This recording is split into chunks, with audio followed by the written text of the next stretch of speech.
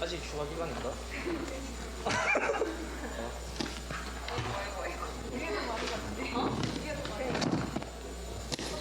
신기하게 이거 찬양하고 있잖아?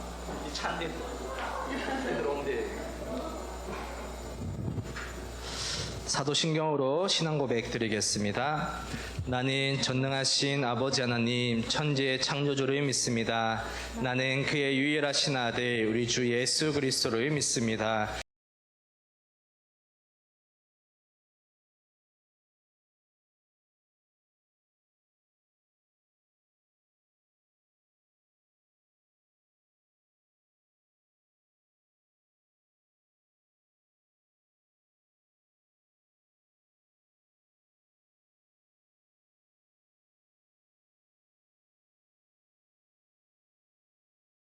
용서받는 것과 몸의 부활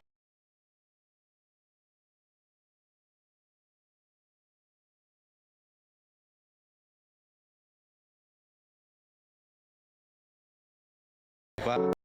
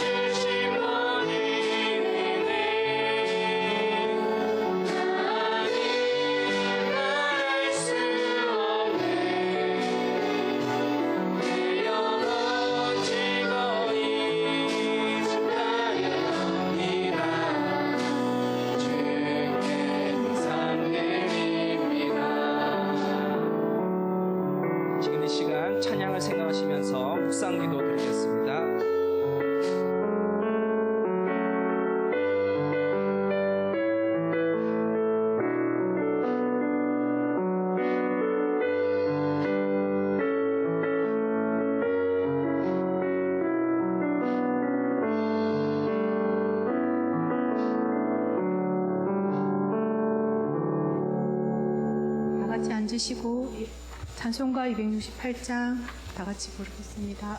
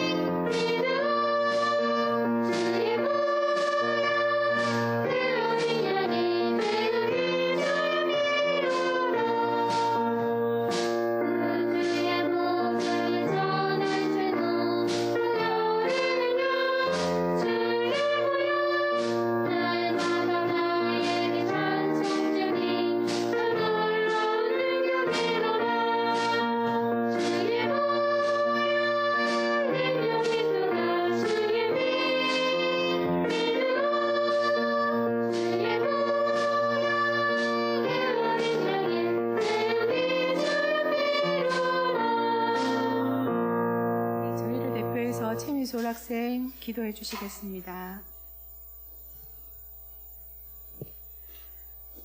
하나님, 오늘도 이 자리에 나와 함께 예배드릴 수 있게 하심에 감사드립니다. 코로나로 힘든 이 시기에 이곳에 나와 예배하는 한 사람 한 사람을 기억해 주시고 오늘 이곳에 오지 못했더라도 하나님을 잊지 않고 살아가는 한 명 한 명이 되게 해주세요. 하나님, 코로나는 줄어들지 않아 예전의 상황으로 돌아가지 못하고 있고 학생들의 시험 기간을 보내고 있습니다. 하루빨리 코로나가 나아져서 마스크를 벗고도 숨이 찰 만큼 하나님께 기쁘게 찬양 드릴 수 있는 날이 오게 해주시고 학업에 지쳐있는 친구들도 붙들어주세요. 오늘 목사님께서 전해주실 말씀 듣고 이번 한 주도 잘 살아갈 용기를 주세요. 예수님의 이름으로 기도드렸습니다.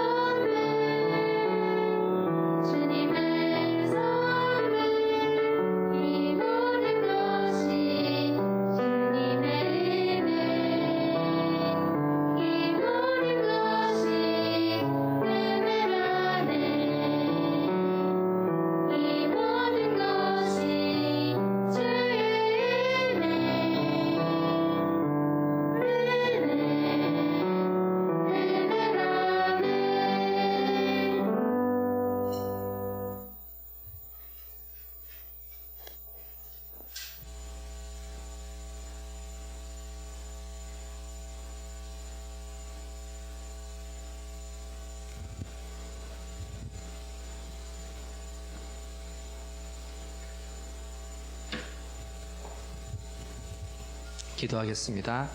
사랑의 하나님, 오늘도 이렇게 주의를 허락하여 주셔서 나와서 이렇게 예배드리게 하심을 감사드립니다. 주님, 저희가 준비한 예물을 하나님께 드립니다. 이 예물이 쓰이는 곳에 하나님께서 영광 받으시고 정말 하나님께서 필요로 하신 곳에 이 예물이 쓰일 수 있도록 은혜 다하여 주시옵소서. 감사드리고 예수님의 이름으로 기도드립니다. 아멘. 아멘. 네, 오늘 말씀은 신약 성경 갈라디아서 2장 11절에서 16절까지 말씀입니다.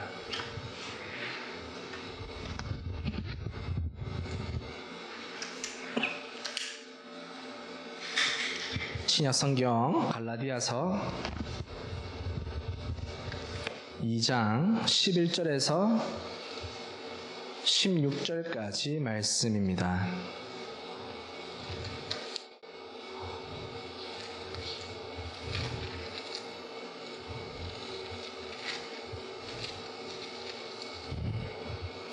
우리 다 같이 한 목소리로 한번 같이 읽어보도록 하겠습니다. 시작. 게바가 안디옥에 이르렀을 때에 책망받을 일이 있기로 내가 그를 대면하여 책망하였노라. 야고보에게서 온 어떤 이들이 이르기 전에 게바가 이방인과 함께 먹다가 그들이 오매 그가 할례자들을 두려워하여 떠나 물러가매 남은 유대인들도 그와 같이 외식함으로 바나바도 그들의 외식에 유혹되었느니라. 그러므로 나는 그들이 복음의 진리를 따라 바르게 행하지 아니함을 보고 모든 자 앞에서 게바에게 이르되 네가 유대인으로서 이방인을 따르고 유대인답게 살지 아니하면서 어찌하여 억지로 이방인의 유대인답게 살게 하려느냐 하였노라. 우리는 본래 유대인이요 이방 죄인이 아니로되 사람이 의롭게 되는 것은 율법의 행위로 말미암음이 아니요 오직 예수 그리스도를 믿음으로 말미암 줄 알므로 우리도 그리스도 예수를 믿나니 이는 우리가 율법의 행위로서가 아니고 그리스도를 믿음으로써 의롭다함을 얻으려 함이라. 율법의 행위로서는 의롭다함을 얻을 육체가 없느니라. 아멘. 아멘. 오늘 왠지 더 앞에 다 어디 갔어요? 왜 다 더 뒤로 갔는지 모르겠네. 계속 한 칸씩 뒤로 가는 것 같은데. 네. 오늘 제목이 뭐죠, 여러분? 설교 제목이, 말씀 제목이 의인인가 죄인인가 라는 질문을 한번 제목에 달아봤습니다. 여기에 대해서 한번 답을 한번 해봤으면 좋겠어요. 나는 의인이다 생각하시는 분, 여러분은 의인입니까? 아니면 죄인입니까? 나는 의인이다. 한번 손 들어볼까요? 아니면 나는 죄인이다. 한번 손 들어볼까요? 자, 둘 중에 하나는 들어야 돼요. 네. 둘 다 안 되는 거 없습니다. 어떻게 하나같이 다 안 되지? 틀려도 돼요, 여러분. 어려운 문제니까, 또 많이 헷갈려 하는 문제니까 목사님이 다루는 거예요. 여러분의 생각을 한번 말해 보세요. 나는 의인이다. 의인이라고 나는 생각한다. 한번 손 들어볼까요? 없어요. 네. 없어요. 자, 둘 중에 하나 들어야 된다 했습니다. 네. 나는 죄인이다. 한번 손 들어볼까요? 본선은 들어서 오케이, 좋습니다. 사실 많이 헷갈려하는 문제예요. 네, 많이 헷갈려하는 문제고 어려운 문제이기 때문에 오늘 목사님이 다루고 또 오늘 이 시간 이후로 좀 명확하게 여러분이 이제 기억했으면 좋겠습니다. 여러분은 그리고 우리는 의인입니다. 뭐라고요? 우리는 뭐라고요? 의인. 한번 따라해 볼까요? 나는 의인이다. 의인입니다. 의인. 우리가 왜 죄인이 아니고 의인일까요, 여러분?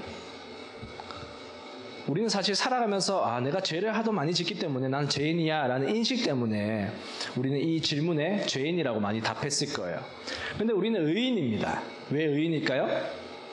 바로 하나님께서 우리를 의롭다고 칭해 주셨기 때문입니다. 하나님께서 우리를 의롭다고 칭해 주셨다는 거예요. 여기서 칭해 주셨다, 칭하다는 것은 법적인 용어입니다. 법적인 용어. 다시 말해서 하나님께서 판사가 되셔서 우리를 법정에 세우시고 우리를 향해서 너희는 죄가 없어, 너희는 의인이야 라고 판결을 내려주셨다는 거예요. 그 판결을 내려주신 것에 있어서는 우리의 자격, 우리의 능력 때문이 아닙니다.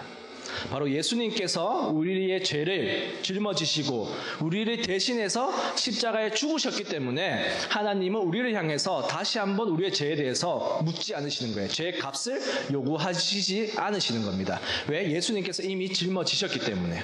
그렇기 때문에 하나님께서는 우리들을 향해서 너희들은 의인이야 라고 판결을 내려주신다는 거예요. 그렇게 칭해 주신다는 겁니다. 그래서 여러분, 우리는 의인입니까? 죄인입니까? 의인이다. 여기에 대해서 여러분 명확하게 이제 하셔야 됩니다. 그런데 여러분, 하나님이 아무나 누구에게나 이 의롭다고 칭해 주시는 것일까요? 누구에게 하나님은 이 의롭다는 것을 판결을 내려주시는 것입니까? 바로 하나님을 믿는 사람들, 예수 그리스도를 믿는 사람들에게 하나님은 그들에게 의롭다고 칭해 주신다는 겁니다. 이것을 신학적인 용어로 이신칭의라고 해요. 이신칭의. 들어본 적 있는지 모르겠어요.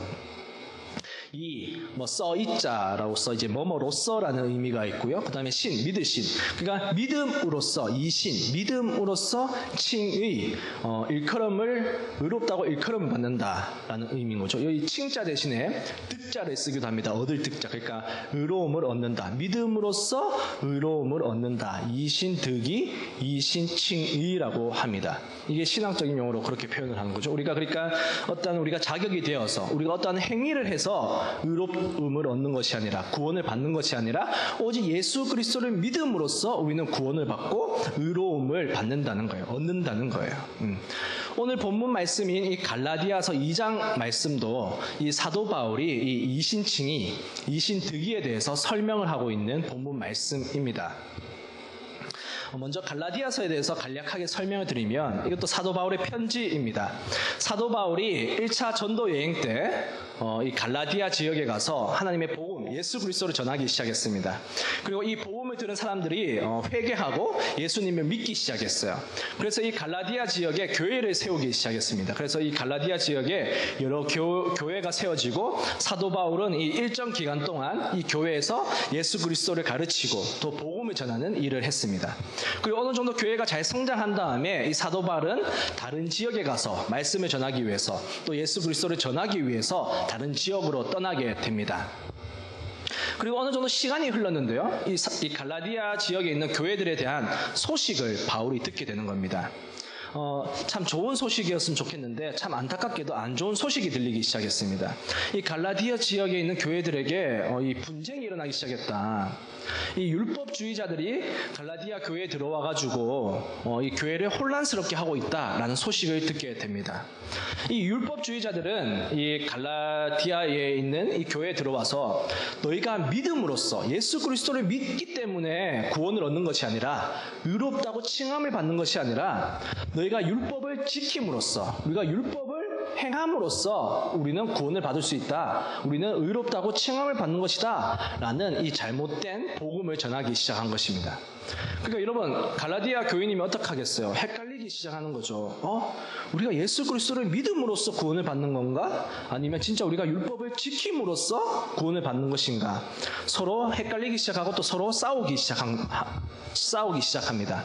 우리는 믿음 때문에 구원을 받는다, 의롭다고 인정을 받는 것이다. 아니다, 우리는 율법을 지킴으로써, 우리의 행위로써 우리는 구원을 받는 것이다, 의롭다고 칭함을 받는 것이다. 서로 분쟁을 하게 되었습니다.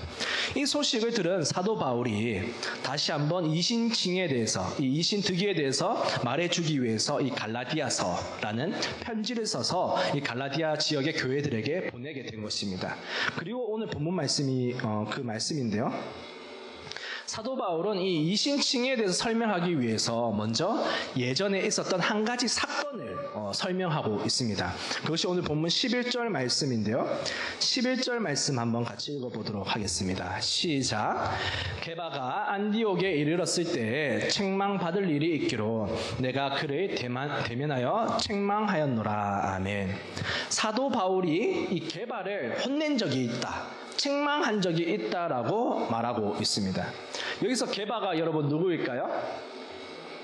게바가 누구인지 아는 사람? 어렵죠. 이 사실 베드로입니다. 베드로.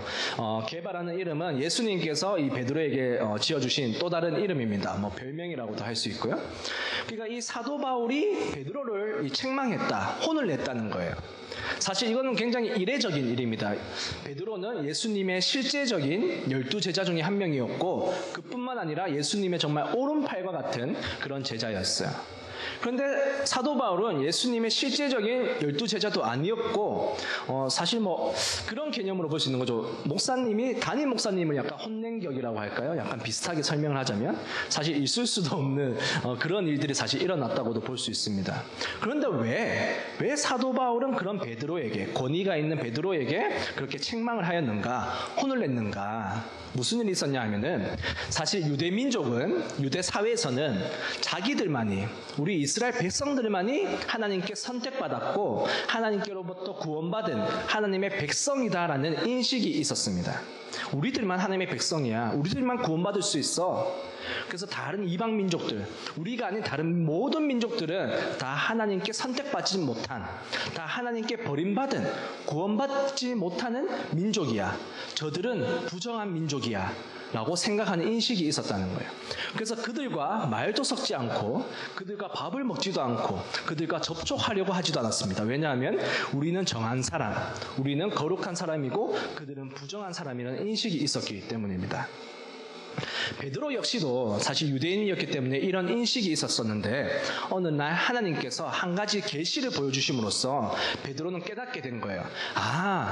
우리들만이 하나님의 백성이 아니라, 우리들만이 구원받은 백성이 아니라 저 이방 민족들, 우리 민족이 아닌 다른 세계 모든 민족도 하나님께서 그들을 사랑하시고 그들이 구원받기를 원하시는구나. 그래서 이방 민족에게 이 복음을 전하는 사도 바울이 잘하고 있구나, 맞는 거구나 라고 깨닫게 되면서 이 사도 바울의 권위와 이 권위를 존중해주고 인정해주기 시작했습니다. 그리고 이 베드로는 이 이방인들에 대한 이 선입견이 없어진 거예요. 그러던 어느 날 이 이방인과 베드로가 식사를 하고 있었는데요. 밥을 같이 먹고 있었는데 어떤 할례자들, 그러니까 이 유대인들이 그 집에 오고 있다는 소리를 듣게 됩니다. 유대인들이 오고 있다는 소리를 들은 이 베드로가 갑자기 고민에 빠지기 시작한 거예요. 그들이 나를 보면 어떡하지? 이방인들과 밥을 먹으면 안 된다고 생각하는 그들이 예수님의 제자였고 정말 오른팔이었던 나를, 내가 이방인들과 이 밥을 먹는 모습을 보면 손가락질 하지 않을까? 나에게 뭐라 하지 않을까? 예수님의 제자였던 네가 어떻게 그럴 수 있냐고 나를 뭐라 하지 않을까? 라는 이 고민에 빠지게 되었습니다. 그리고 베드로는 그 식사 자리에서 나와서 빠져버려요. 이렇게 도망쳐 나오게 됩니다. 이 소식을 바울이 들은 거예요. 여러분이 같이 식사를 하던 이방인 그리스도인이었으면 어떻겠어요? 베드로가 그렇게 떠나는 것을 보면 상처받지 않겠어요? 우리를 사랑한다고, 또 우리들 또한 하나님께 선택받은 백성이라고 그렇게 말만 하더니 실제로 유대인들이 온다고 하니까 도망가 버리네, 우리를 버리네, 그런 상처를 받게 됩니다. 이 모든 소식을 사도 바울이 들은 거예요. 그래서 화가 난 거예요. 베드로, 네가 어떻게 그럴 수 있냐고.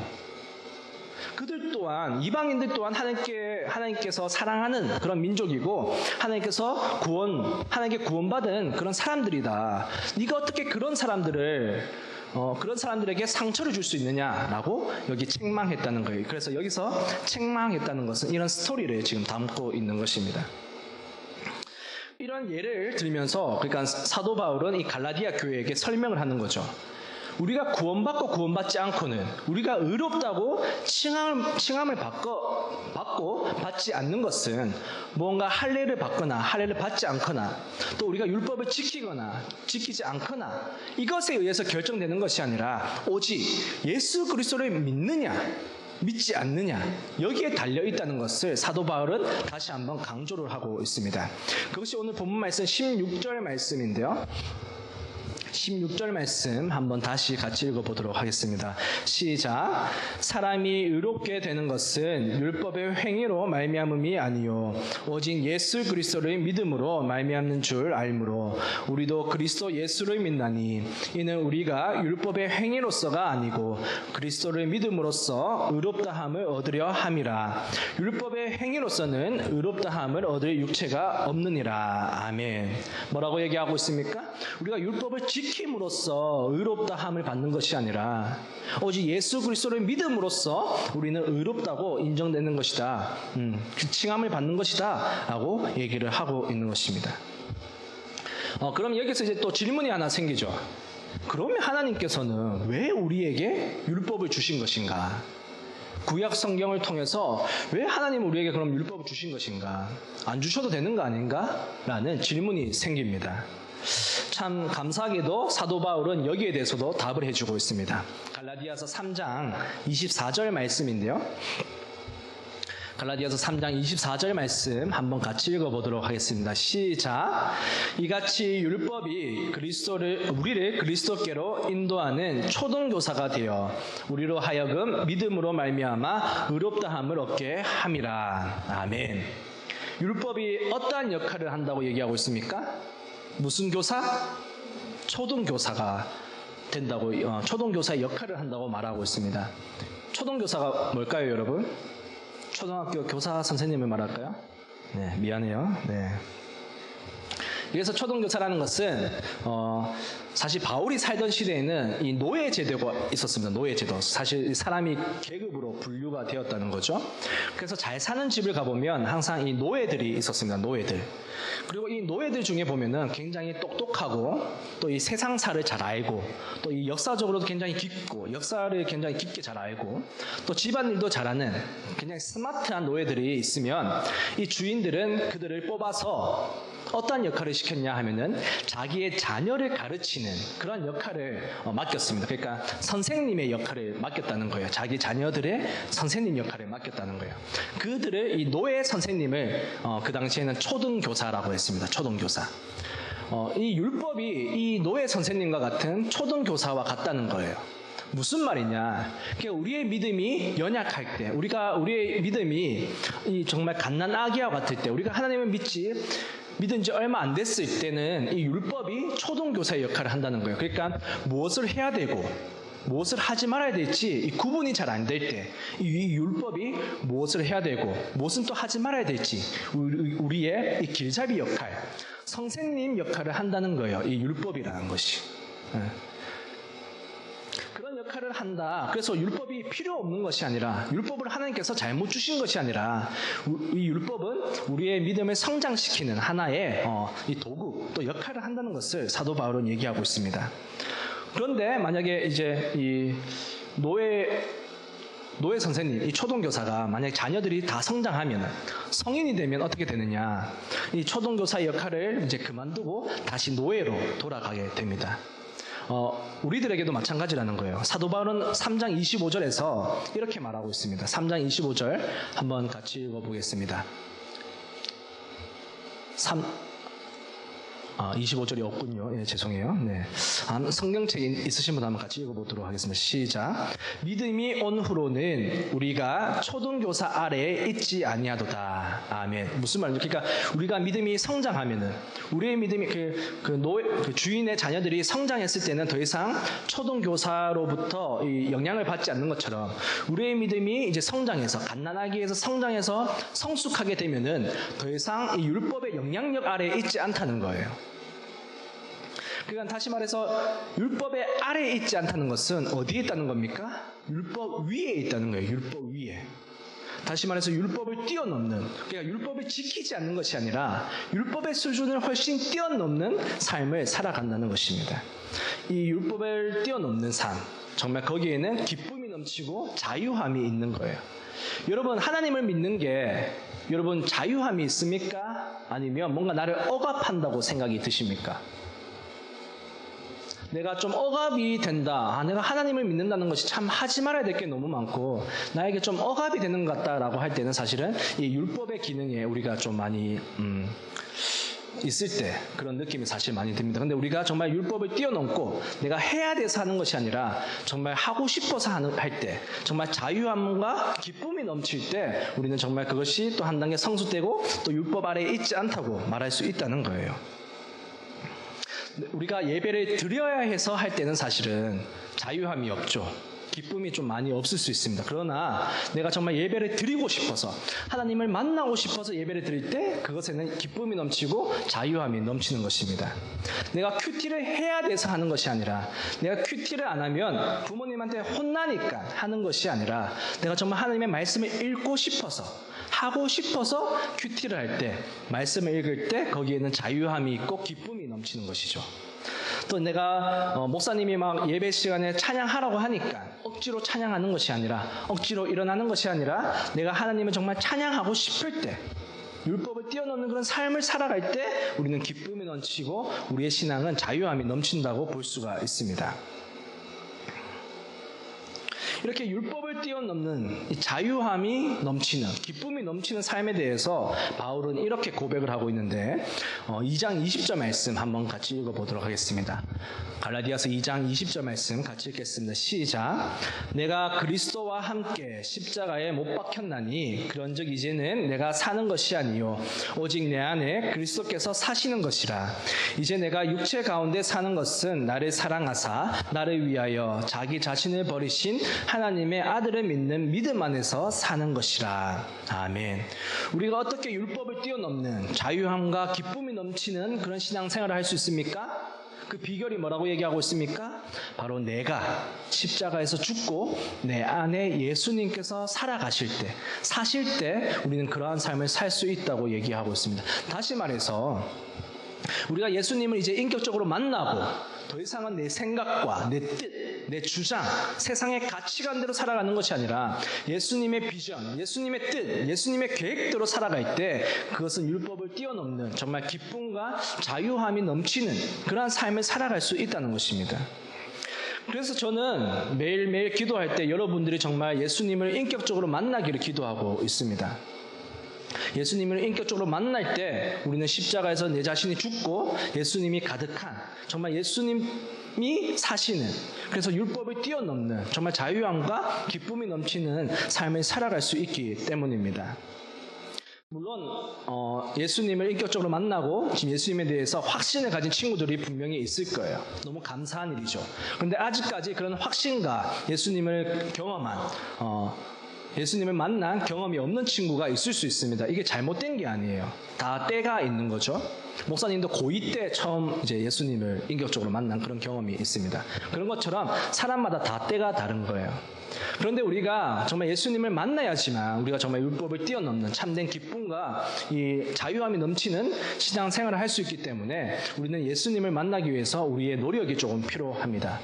뭐 방법론을 얘기하는 건 아닌데요. 우리가 예수님을 만나기 위해서는 어떻게 해야 되느냐? 먼저 예수님을 만나고 싶다는 이 마음이 먼저 있어야 됩니다. 하나님, 정말 제가 예수님을 경험하고 싶습니다. 예수님을 만나고 싶습니다. 라는 먼저 마음이 있어야 된다는 거예요. 내가 마음이 없는데 그러한 일들이 일어나지는 않는 거죠.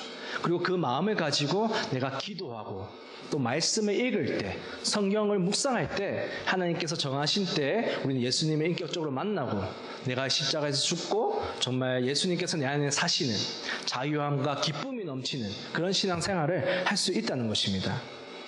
여러분, 우리가 정말 그러한 마음을 가지고 기도하고 말씀을 읽음으로써 예수님을 인격적으로 만나는 여러분이 되기를 소망합니다. 목사님도 정말 같이 열심히 기도하도록 하겠습니다. 오늘 말씀을 이제 정리를 해보자면 사도 바울은 어떻게 우리가 구원을 받는가, 어떻게 우리가 의롭다함을 칭함을 받는가에 대해서 말하고 있습니다. 우리가 율법을 지킴으로써 또 우리가 할례를 받음으로써 우리가 구원받고 의롭다고 칭함을 받는 것이 아니라 오직 예수 그리스도를 믿음으로써 우리는 칭함을 받는다, 의롭다고 칭함을 받는다, 구원을 받는다라는 것을 말하고 있습니다. 그리고 그 정말 크신 은혜를 받은 그리스도인들은 이제 십자가에서 내 자신이 죽고 오직 예수님께서 내 안에 사심으로써 더 이상 내 생각, 내 뜻대로가 아닌 예수님의 계획과 예수님의 비전대로 살아가는 사람임을 사도 바울은 고백을 하고 있습니다. 우리도 사도 바울처럼 예수님을 인격적으로 만나고 그리고 그 만난 경험을 통해서 정말 예수님의 생각과 비전, 뜻과 가치관대로 살아가는 저와 여러분이 되기를 주님의 이름으로 축원합니다. 기도하겠습니다. 사랑의 하나님, 감사드립니다. 오늘도 주를 허락하여 주시고 이렇게 하나님 전에 나와서 하나님께 예배하게 하심을 감사드립니다. 주님, 예수님께서 십자가에서 죽으심으로 저희가 정말 죄에서 벗어나서 또 하나님께서 저희들을 의롭다고 또 우리가 예수님을 믿는 그 믿음으로써 우리를 또 의롭다고 칭해 주셨다는 것을 오늘 배웠습니다. 주님, 그 값진 은혜를 받은 우리는 정말 십자가에서 우리 자신이 죽고 정말 예수님의 생각과 예수님의 비전과 예수님의 가치관대로 살아가는 저희들이 되기를 소망합니다. 주님, 저희가 정말 예수님을 만나기를 소망하고 또 기도하고 말씀을 읽을 때 주님께서 저희들과 함께하여 주시고 예수님을 만나는 그런 경험을 하는 저희가 될 수 있도록 은혜 더하여 주시옵소서. 감사드리고 예수님의 이름으로 기도드립니다. 아멘.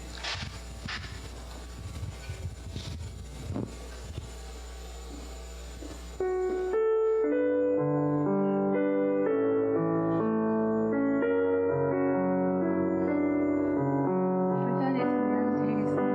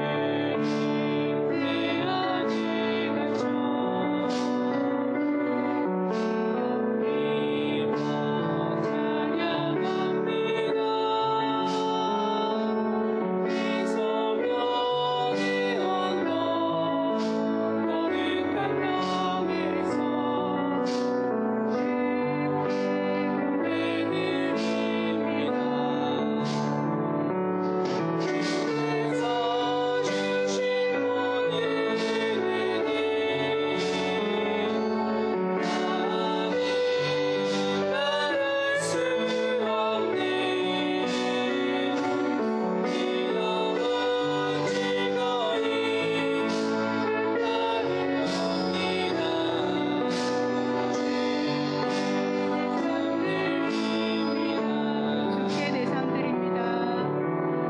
주께 내 삶 드립니다. 한 번 더 할까요? 주께 내 삶 드립니다. 목사님 나오셔서 축도해 주시겠습니다.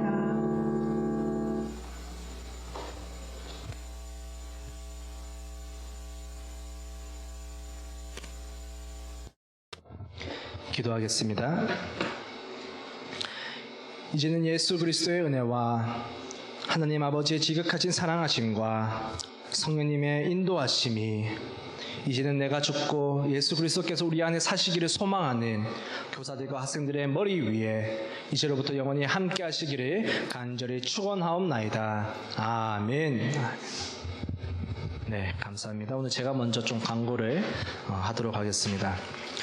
먼저 여러분, 우리가 좀 노력해야 될 게 예배 10분 전에 오도록 좀 노력을 할 필요가 있어요. 여러분 학교에서 시험 칠 때 만약에 1시에 시험을 친다고 하면은 1시까지 가지 않죠. 보통 언제까지 가요? 좀 일찍 가서 준비하지 않습니까? 하나님은 그 시험보다 못하신 분이 아니시기에 우리도 좀 예배를 드릴 때 좀 최소한 10분 전까지는 와서 좀 준비하는 예배를 준비하는 그런 자세가 조금 필요합니다. 율법을 던져주는 거예요. 예, 율법을 던져줌으로써 여러분이 나중에는 그 율법을 뛰어넘는 그런 삶을 살겠지만 우리가 10분 전까지 올 수 있도록 한번 노력해 봅시다. 해봅시다. 네, 좋습니다. 광고를 하나 하겠습니다. 이제 9월 달부터 저희가 헌혈 캠페인을 좀 하려고 해요. 헌혈 캠페인. 네, 9월 달부터. 한번 포스터 띄워주시겠습니까? 네. 불 뒤에 한 번만 좀 꺼주시겠어요?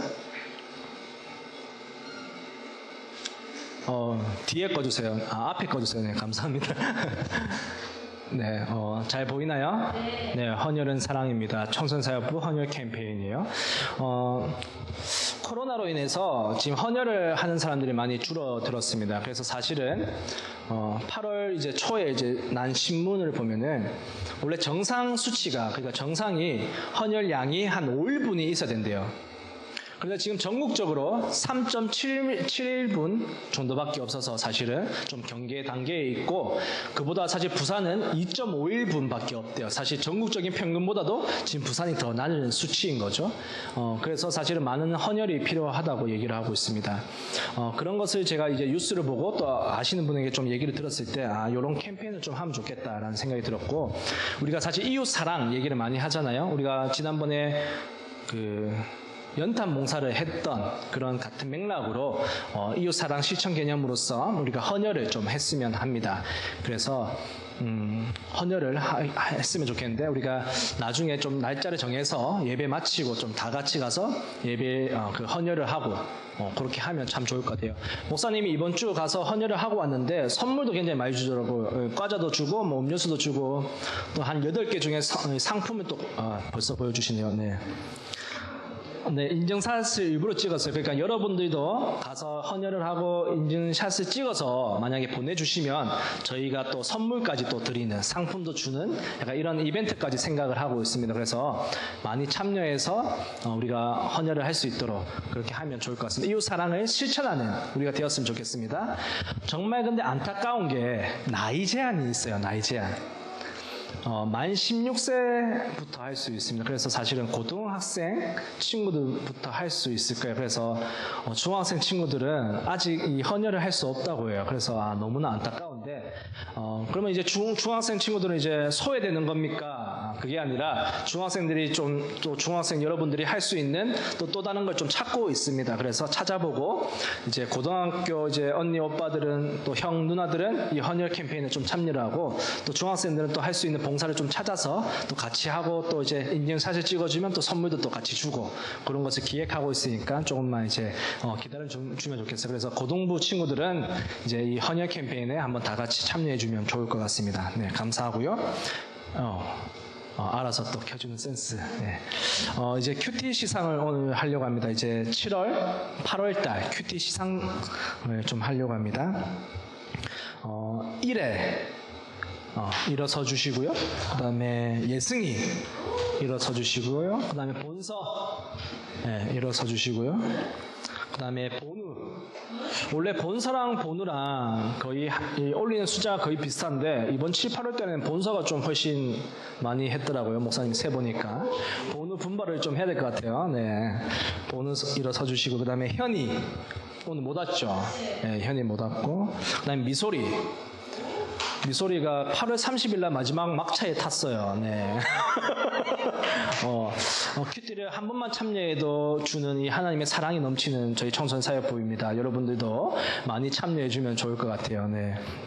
감사하고 열심히 참여해줘서 너무 고맙습니다. 우리 또 9월달, 10월달도 좀 많이 참여해서 많은 친구들이 또 하나님의 은혜를 경험하고 또 선물도 받는 그런 시간이 됐으면 좋겠습니다. 우리 한 박수로 격려를 한번 하겠습니다. 네, 감사합니다. 네.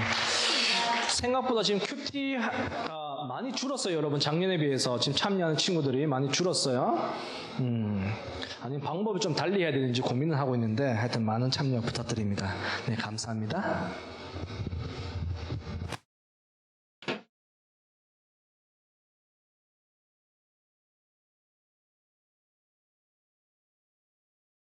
할렐루야. 재율이 안 가? 괜찮아? 예. 예, 강모야 좀 해주십시오. 매일 큐티하고 기도하는 생활을 하도록 합시다. 그리고 예배 시간은 11시입니다. 근데 10시 50분까지 옵시다. 그리고 찬양팀 하고 싶으신 분은 말씀해 주세요. 그리고 다음 주 기도는 임예진 학생입니다. 예. 그리고 9월이 돼서 암송 구절이 새로 생겼습니다. 같이 한번 해봅시다. 오직 성령의 열매는 사랑과 희락과 화평과 오래 참음과 자비와 양선과 충성과 온유와 절제니 이 같은 것을 금지할 법이 없느니라. 갈라디아서 5장 22절에서 23절입니다.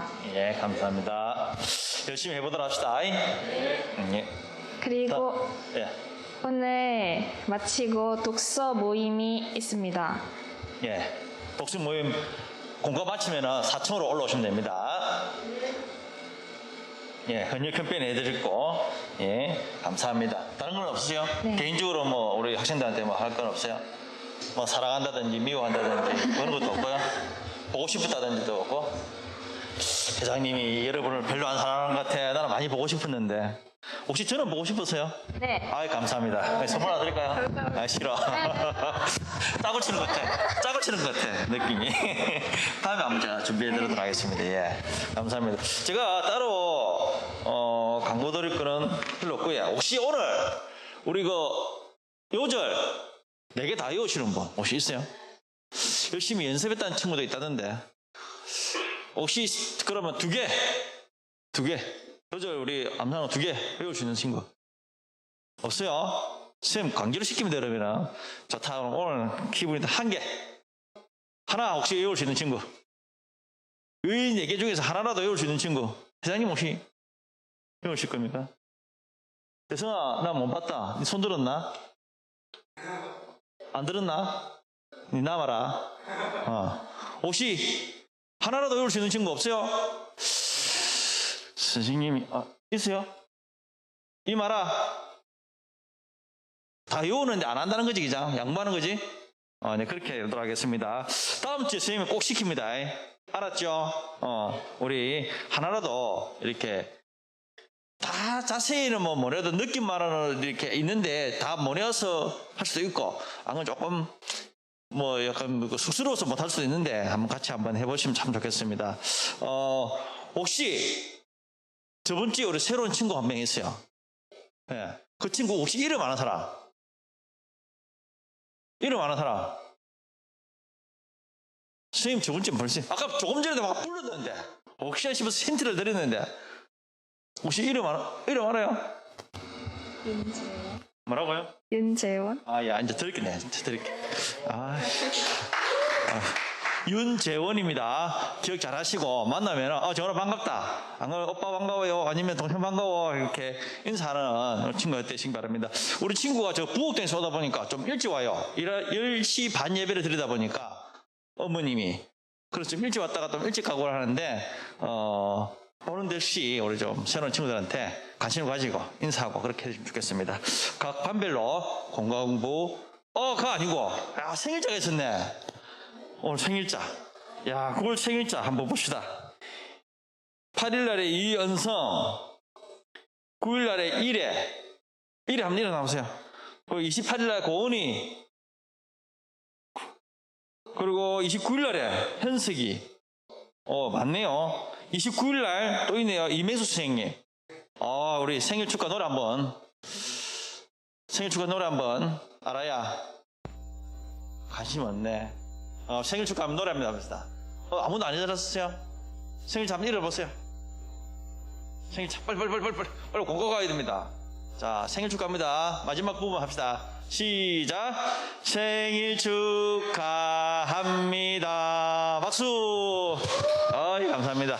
선물은 목사님께서 쏘아드릴 겁니다. 예. 교회에서 먹지를 못하다 보니까 케이크도 못 나누게 됐네요.